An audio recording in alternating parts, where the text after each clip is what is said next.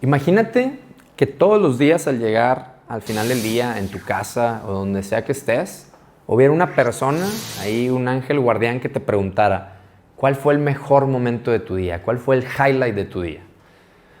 Si todos los días fueras a recibir esa pregunta, parecido a lo de si todos los días tuvieras que comer una rana, pero de manera más positiva, si todos los días tuvieras que contestar esa pregunta, ¿qué contestarías?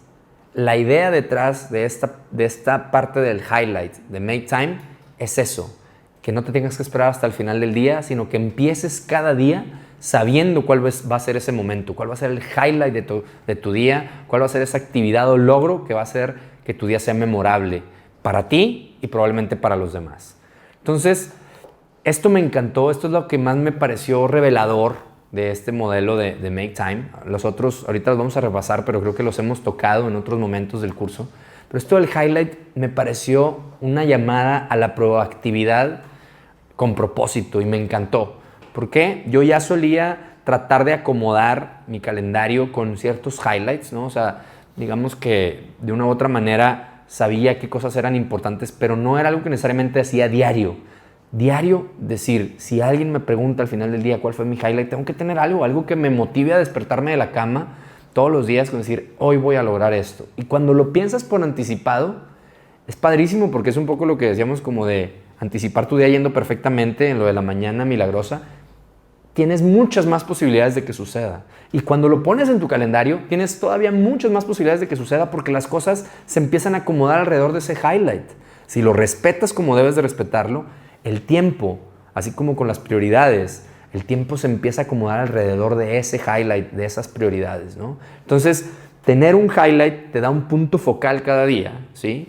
Y escoger un highlight, escoger estos highlights otra vez te da esa oportunidad de ser proactivo acerca de cómo quieres pasar tu tiempo, ¿sí? Haciendo que enfocarte en las prioridades se vuelve el default y no una casualidad, no una reacción a las prioridades de otros o a lo que sucede en el día sin que tú lo planees, ¿no? Entonces, lo primero que tienes que tener claro es que tú tienes la capacidad y probablemente el deber contigo mismo de diseñar el día hacia dónde quieres dirigir tu atención. Y ese highlight es el objetivo de tu atención, debe ser el objetivo de tu atención, ¿no? Entonces, ¿qué vas a responder cuando alguien te diga, quiero que sea cuál fue el highlight de tu día, ¿no? Y tú vas a pensar, tú tienes que pensar todo el tiempo, ¿qué quiero que sea el highlight de mi día por anticipado? Si puedes una semana antes, mapea lo que van a ser tus highlights de la semana. Pero si no, puede ser un ejercicio de diario. Mañana este va a ser el highlight, pasado este va a ser el highlight, etcétera, etcétera. Ahora, ¿cómo elegir un highlight? Ahí te van las recomendaciones de los autores. Yo tengo también otras versiones de cosas que son un highlight para mí, pero creo que en el sentido más amplio, estas 3 recomendaciones que te dan los autores son suficientes para empezar a utilizar esta táctica.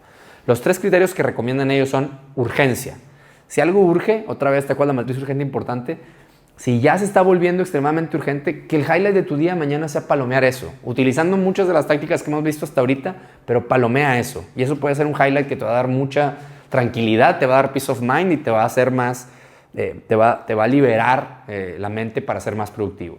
Satisfacción. Oye, yo traigo un proyecto que me va a dar mucha satisfacción terminar mañana esta parte del proyecto, mañana hacer ese artículo, mañana hacer ese diseño, mañana tener esa junta con mi jefe que he tenido tanto tiempo postergando y que me va a dar satisfacción de completar, ¿sí? Pues sí, una sensación de logro, ¿no? Y por otro lado, y esta también es súper valiosa y súper buena y que es la que a veces más menospreciamos, algo que te da placer o alegría. ¿Sí? Algo que simplemente quieres hacer, como ver una película, como salir a pasear a tu perro, lo que sea algo que te dé placer o alegría, también se vale que sea tu highlight. Y yo creo que lo mejor, que los autores no lo dicen, pero algo que me ha funcionado a mí es mezclarlos. Mézclalos durante la semana, trata de que jueguen uno con el otro, a veces los puedes juntar en un solo día y entonces te queda un día más para tener otro highlight. O sea, siempre veo hacia adelante decir, híjole, si ya palomeé en un día 2 highlights, qué padre porque mañana tengo la oportunidad de que haya otro highlight. Una regla de dedo que ellos recomiendan que puede o no aplicar para ti es que escojas un highlight que tome entre 60 y 90 minutos.